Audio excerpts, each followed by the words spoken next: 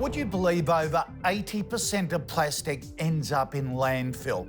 And Australia is on a mission to pick up its act and phase out single-use and problematic plastics. The federal government's new National Plastics Plan sets the agenda. Trevor Evans is Assistant Minister for Waste Reduction and Environmental Management. He joins us to explain how small businesses around the country can do their bit. Minister Evans, welcome to the program. Thanks for your time. An absolute pleasure. What is problematic plastic packaging and when will it be phased out? Yeah, we're talking here about items like expanded polystyrene cups or takeaway containers, all the sorts of things that might be around the products when you do your online shopping. What we mean by problematic is things which aren't going to be reused and also aren't likely to be recycled or composted.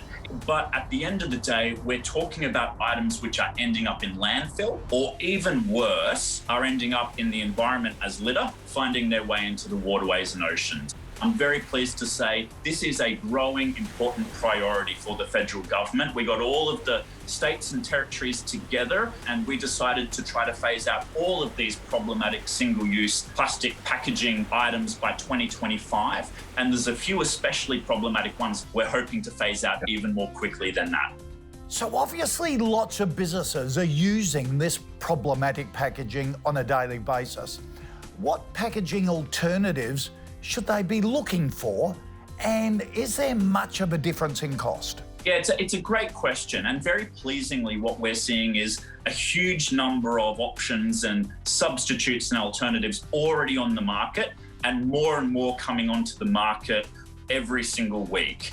This is an area where there's a lot of innovation and a lot of entrepreneurship.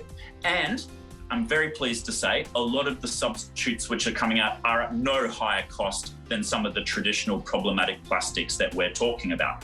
I received a camera recently, for instance, which didn't have a single piece of plastic packaging anywhere around it. Now, these changes will have a big impact, though, on small businesses, not only because of the cost, but also, I reckon customers want us to change. What organisations can help them find alternative packaging? You're absolutely right, Kochie. Somewhere upwards of 80 to 90% of consumers, customers of small businesses, are hoping to see these sorts of changes made. There are a number of great organisations out there that the federal government is resourcing up.